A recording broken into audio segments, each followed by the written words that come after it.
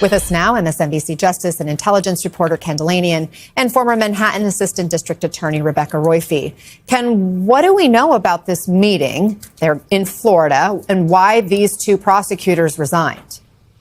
Good morning, Anna. Yeah, this is exclusive reporting from our colleagues Vaughn and Laura. And what they learned was that these two prosecutors were concerned after they were asked to participate in this investigation that's being run by Jason Quinones, the U.S. attorney down in Florida, that seeks to knit together a vast alleged conspiracy against Donald Trump, going back to the Russia investigation, but then continuing on through the Jack Smith investigations and otherwise. It's a bizarre theory, and I think this just reflects the unease among career prosecutors within the Justice Department about this case. And so Quinones felt compelled to call a meeting of the major crimes unit in his office down there, about 36 lawyers, to try to reassure folks. We don't know exactly what was said in that meeting, but just the fact of the meeting and the fact of the resignations. Oh, this is getting good. This is getting really good. The Trump Department of Justice, the same DOJ that's been going after Trump's enemies with everything they've got, just got hit with a lawsuit that could blow up their entire case. And not just any case. The James Comey case,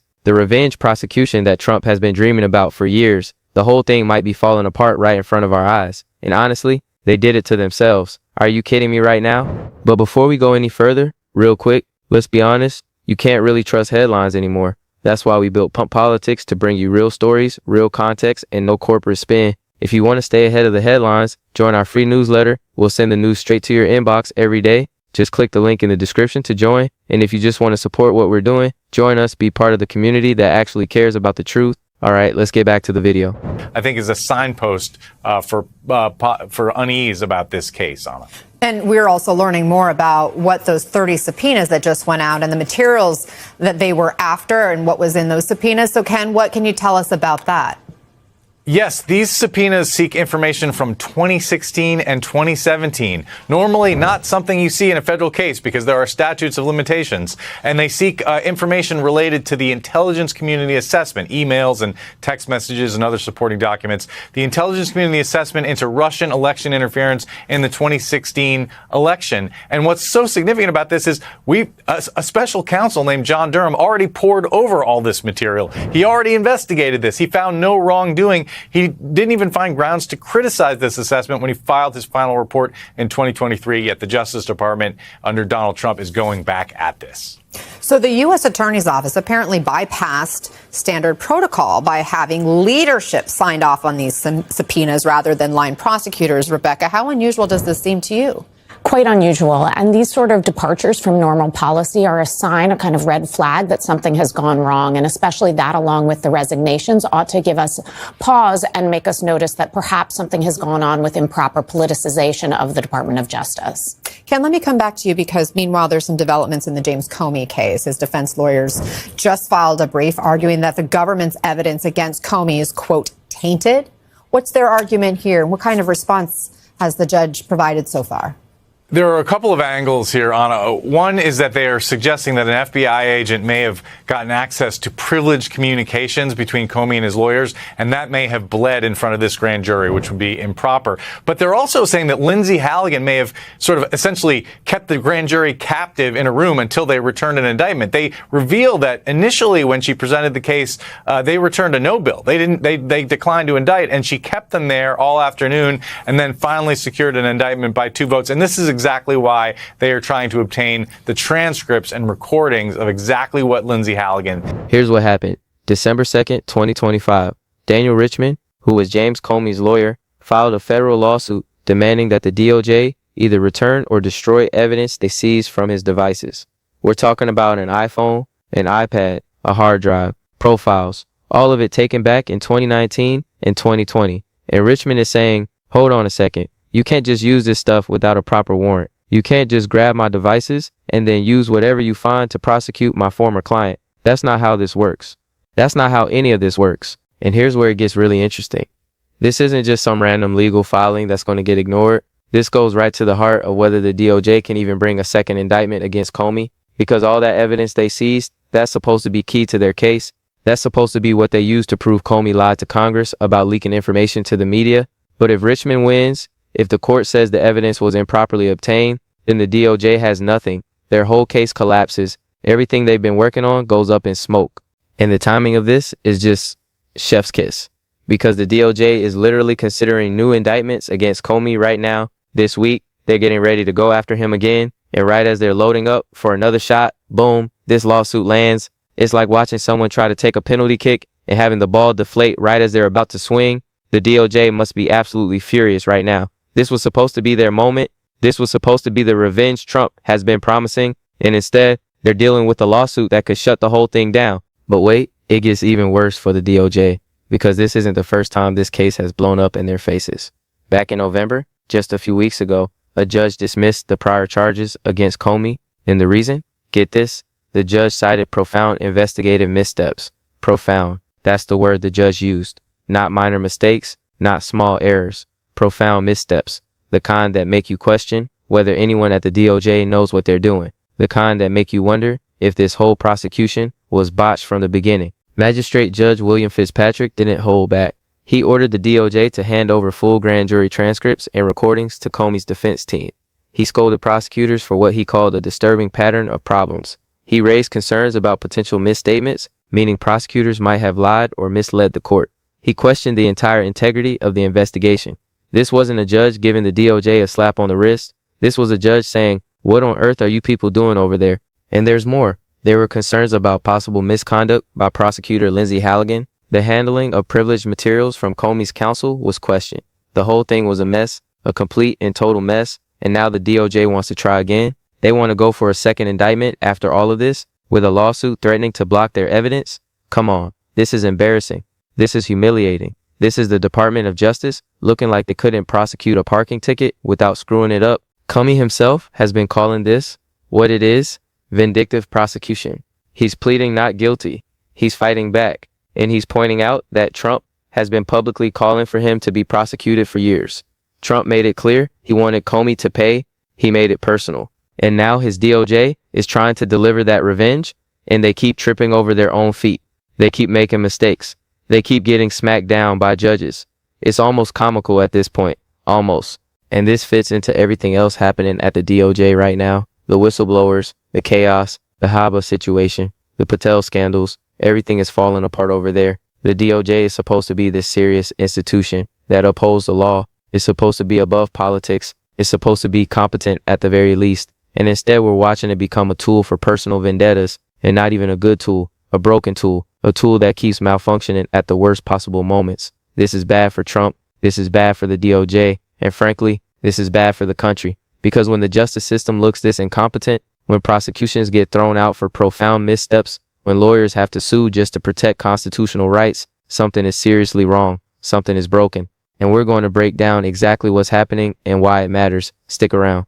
All right, let's really dig into what's going on here, because this story is complicated. There are a lot of moving pieces, and I want to make sure you understand just how badly the Trump DOJ has handled this whole thing, because honestly, the incompetence is staggering. The mistakes are unbelievable, and the whole prosecution against James Comey is looking more and more like a revenge fantasy that nobody at the DOJ actually knew how to execute properly. Let's start with Daniel Richman and his lawsuit. Richman was Comey's lawyer. He's also a Columbia law professor. He's not some random guy. He's a serious legal scholar who knows exactly what he's doing. And what he's doing right now is suing the Department of Justice to either return or destroy evidence that he says was improperly seized from his devices. We're talking about an iPhone, an iPad, a hard drive, various profiles and data. All of this was taken by investigators back in 2019 and 2020. And Richman is making a pretty straightforward argument. He's saying, you took my stuff, you went through my stuff, and now you want to use what you found to prosecute my former client, but you didn't get a proper warrant to use this material for this purpose. You're violating my constitutional rights. You can't do this. And here's why this matters so much. The evidence from Richman's devices is supposedly key to the case the DOJ is trying to build against Comey. The whole prosecution centers on allegations that Comey lied to Congress about leaking information to the media, and the material from Richman, who was Comey's friend and confidant, is central to proving that case.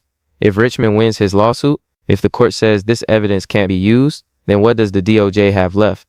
Probably not much. Probably not enough to bring charges. The whole thing falls apart. And Richman isn't messing around. He's seeking an urgent hearing. He wants this resolved quickly. He knows the DOJ is considering new indictments right now, this week, and he's trying to stop them before they can pull the trigger. This is legal warfare at the highest level, This is a former DOJ lawyer because that's what Richmond used to be, using every tool at his disposal to block his former employer from what he sees as an unconstitutional prosecution. Now let's talk about what happened before this lawsuit, because the DOJ has already had their case against Comey blow up once. Back in November, just a few weeks ago, a judge dismissed the charges. And the reasons for that dismissal are absolutely damning for the prosecution. Magistrate Judge William Fitzpatrick ordered the DOJ to hand over full grand jury transcripts and recordings to Comey's defense team. That's unusual. That's the kind of thing that only happens when a judge is seriously concerned about what went on during the investigation. And Fitzpatrick was clearly concerned, very concerned. He used language that should make everyone at the DOJ deeply uncomfortable. He talked about a disturbing pattern of profound investigative missteps. Disturbing pattern, profound missteps. Those aren't the words a judge uses when there's a minor paperwork error. Those are the words a judge uses when something has gone seriously wrong, when the investigation has been compromised, when the integrity of the whole process is in question. And it gets worse. The judge raised concerns about potential misstatements by prosecutors. Misstatements? That's a polite way of saying prosecutors might have lied to the court, or at the very least, misled the court about important facts. That's incredibly serious. Prosecutors are supposed to be held to the highest ethical standards. They're supposed to be officers of the court. They're supposed to tell the truth. When a judge is questioning whether they did that, that's a crisis. There were also concerns about prosecutor Lindsay Halligan and possible misconduct, the handling of privileged materials, communications between Comey and his lawyers that should have been protected was questioned. The whole investigation looked sloppy at best, corrupt at worst, and the judge wasn't having it. He dismissed the charges and made clear that the DOJ had created a mess of their own making. So what does the DOJ do after all of this? Do they step back and reassess? Do they acknowledge the problems and try to fix them? Do they maybe, just maybe, consider whether this prosecution is worth pursuing given all the issues? Nope. They're charging ahead. They're considering new indictments. They're trying to go after Comey again, despite the dismissal, despite the judicial scolding, despite all the evidence that this whole thing has been botched from the start. And that's where Richmond's lawsuit comes in. It's like a 1-2 punch. First, the judge dismisses the case and criticizes the investigation. Then, Richmond sues to block the evidence they need for a second attempt. The DOJ is getting hit from multiple directions. Their path forward is getting narrower and narrower, and they're doing it to themselves. Comey has been calling this what it is from the beginning, vindictive prosecution. And honestly, it's hard to argue with that characterization. Trump has been publicly demanding that Comey be prosecuted for years. He's made no secret of his desire for revenge. Comey was the FBI director who Trump fired. Comey was involved in the Russia investigation. Comey wrote a book that was critical of Trump. Trump has a personal vendetta here. It's obvious to everyone. And when you have a president openly calling for the prosecution of his personal enemy, and then his DOJ brings charges that are so sloppy they get dismissed for profound missteps, and then they try to bring new charges using potentially improperly seized evidence, what are people supposed to think? It looks like exactly what Comey says it is. Revenge, vendetta, personal score settling, dressed up in legal clothing. The DOJ has been silent on Richmond's lawsuit so far. They haven't commented. They haven't responded publicly. They're probably trying to figure out what to do because this is a problem, a real problem. They can't just ignore this lawsuit. They have to deal with it. And dealing with it means either fighting it in court, which takes time and might not work, or backing down on the Comey prosecution entirely. Neither option is good for them. And this all connects to the broader chaos at the DOJ right now. This isn't an isolated incident. The department is in turmoil. There are whistleblowers raising concerns. There are allegations of political interference. There's the Patel situation. There's everything with Haba. The institution is under stress. The career professionals are being pushed out or sidelined. The political appointees are running the show, and the results speak for themselves. Botched prosecutions, dismissed cases, lawsuits over constitutional violations, judges questioning the integrity of investigations. This is what happens when you weaponize the justice system for political revenge. You might get some headlines. You might please the base for a news cycle or two. But when the cases actually have to hold up in court, when judges start looking at the evidence and the procedures, it all falls apart.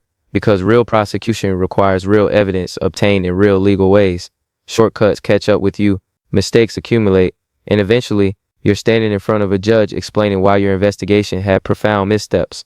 The DOJ is supposed to be better than this. It's supposed to be a professional institution staffed by competent lawyers who know how to build cases that hold up. It's supposed to be above politics. It's supposed to represent the rule of law. And right now, it's failing at all of those things. It's becoming an embarrassment, and people are noticing. Judges are noticing. Lawyers like Richmond are noticing. and fighting back. The facade of legitimacy is crumbling, and the political implications are significant. Every time one of these revenge prosecutions fails, every time a case gets dismissed, every time a judge criticizes the DOJ, it becomes a story. It becomes evidence that the administration is more interested in settling scores than governing. It feeds into the narrative of chaos and incompetence. It gives Democrats ammunition heading into the midterms. It makes Republicans in swing districts nervous. It adds to the sense that something is deeply wrong with how things are being run. This Comey situation is a microcosm of everything wrong with the Trump DOJ. The political motivation, the sloppy execution, the disregard for constitutional rights, the refusal to back down even when things go badly. It's all there. And now, with Richmond's lawsuit, it might all come crashing down. The second indictment attempt might fail before it even starts, and Trump will be left with another unfulfilled promise of revenge, another botched prosecution, another embarrassment. So let's break this down into the key points, because there's a lot happening here, and I want to make sure you understand exactly what this means for the Comey case, for the DOJ, and for the broader political picture. Here we go. Point number 1. Daniel Richmond has filed a federal lawsuit seeking to block the DOJ from using evidence seized from his devices. We're talking about an iPhone, an iPad, a hard drive, various profiles and data. All of this was taken back in 2019 and 2020. Richmond is arguing that the DOJ cannot use this material without a proper new warrant. He's claiming constitutional violations, and this isn't a frivolous lawsuit from some random person. This is a Columbia law professor who used to work at the DOJ himself. He knows the system, he knows the law, and he knows that what the DOJ is trying to do is wrong. If he wins, and there's a real chance he might, the DOJ loses access to key evidence in their case against Comey. Point number 2, the DOJ already had their first case against Comey dismissed. A judge threw it out in November, citing profound investigative missteps. That's not a minor setback. That's a devastating indictment of how the investigation was conducted. The judge ordered full grand jury transcripts and recordings released to Comey's defense team. The judge raised concerns about potential misstatements by prosecutors. The judge questioned the integrity of the entire investigation. This wasn't a close call. This was a judge saying, "You people messed this up badly, and I'm not going to let it stand." Point number 3, there are serious concerns about prosecutorial misconduct. The judge specifically flagged possible issues with prosecutor Lindsay Halligan. There were problems with how privileged materials, communications between Comey and his lawyers, were handled. These are basic procedural things that prosecutors are supposed to get right. When a judge is questioning whether prosecutors told the truth to the court, when privileged materials are being mishandled, something has gone very wrong. This isn't just incompetence, this is potentially corruption. And it's happening in one of the highest profile prosecutions the DOJ is pursuing. Point number 4. Despite all of this, the DOJ is still considering new indictments against Comey. They're weighing whether to try again. They're thinking about bringing new charges this week, after the dismissal, after the judicial scolding, after the Richmond lawsuit. They just keep pushing forward. It's like they don't understand how bad this looks, or they don't care. Either way, it suggests that the political motivation behind this prosecution is stronger than any concern about legal propriety or the likelihood of success. Point number 5, Comey is calling this vindictive prosecution, and he's got a strong case to make. Trump has been publicly demanding Comey's prosecution for years. He made it personal. He made it clear this was about revenge. And when the president of the United States openly calls for someone to be prosecuted, and then his DOJ brings sloppy charges that get dismissed, and then tries again using potentially improperly obtained evidence, it's hard to see it as anything other than what Comey says it is. Vendetta dressed up as justice. Point number 6, Richmond is seeking an urgent hearing to resolve this quickly. He knows the DOJ is considering new charges right now. He's trying to stop them before they can indict Comey again. This is going to move fast. Either the court will block the evidence, effectively killing the prosecution, or the DOJ will find some way to proceed despite the lawsuit. Either way, the resolution is coming soon, and whatever happens will have major implications for whether this prosecution can continue. Now, what does this mean going forward? Well, first, it means the Comey prosecution is in serious jeopardy. Between the previous dismissal, the Richmond lawsuit, and all the documented problems with the investigation, the DOJ's path to actually convicting Comey is getting narrower and narrower. They might be able to bring new charges, but making them stick, that's looking increasingly unlikely. Every time they try, something goes wrong. Every time they think they've got him, it falls apart. At some point, you have to wonder if this case is ever actually going to succeed. Second, it means there could be investigations into DOJ misconduct. When a judge starts talking about profound missteps and potential misstatements, when there are concerns about how privileged materials were handled, that invite scrutiny. There could be ethics complaints, There could be bar referrals. There could be internal reviews. The prosecutors who worked on this case might face consequences for how they handled it. The DOJ doesn't just get to botch a prosecution this badly and walk away without any accountability. At least, they shouldn't. Third, it means the DOJ's credibility continues to erode. This is part of a larger pattern. Botched prosecutions, political interference, chaos and turnover, whistleblowers. Every new failure adds to the sense that the DOJ under this administration has lost its way, that it's become a political weapon rather than a neutral arbiter of justice, that it cares more about pleasing the president than about doing its job properly. The Comey situation is just the most visible example, but it's not the only one. Fourth, it feeds into the midterm narrative that's hurting Republicans. Every time one of these revenge prosecutions fails, every time a case gets thrown out, every time the DOJ embarrasses itself, it becomes a talking point. It becomes evidence that the administration is focused on the wrong things. Voters in swing districts see this, independent voters see this, and they start to wonder if this is really the kind of government they want.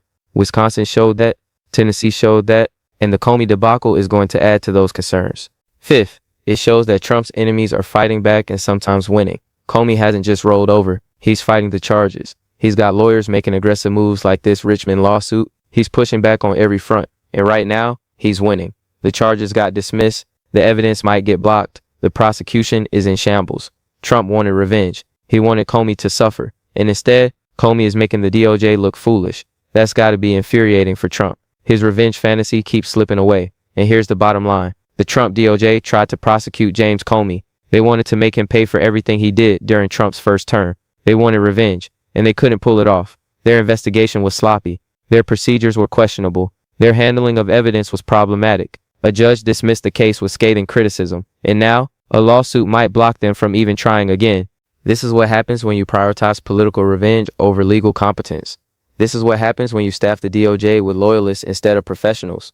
This is what happens when the goal is making the boss happy rather than building cases that actually hold up in court. You get profound investigative missteps. You get dismissed cases. You get lawsuits over constitutional violations. You get humiliation. The DOJ is supposed to be the gold standard of prosecution. It's supposed to be the best of the best. When the DOJ brings charges, they're supposed to stick. They're supposed to be unimpeachable. And right now, the DOJ can't even prosecute its most high-profile targets without tripping over its own feet. That's embarrassing. That's shameful. And it should concern everyone, regardless of how you feel about Comey or Trump. Daniel Richman's lawsuit might be the final nail in the coffin for this prosecution. It might be what finally ends Trump's years-long quest to put Comey in jail. And if that happens, it won't be because Comey is innocent or guilty. It'll be because the DOJ couldn't do its job properly. It'll be because the people running the department were more interested in pleasing their boss than in following the law. That's a tragedy for the institution. And it's a warning about what happens when justice becomes political. Make sure you're subscribed. Make sure those notifications are on, because this story is moving fast. The urgent hearing could happen any day. New indictments could drop any moment. And whatever happens next will have major implications for the DOJ, for Comey, and for how justice works in this country. We'll be here covering all of it. Stay tuned.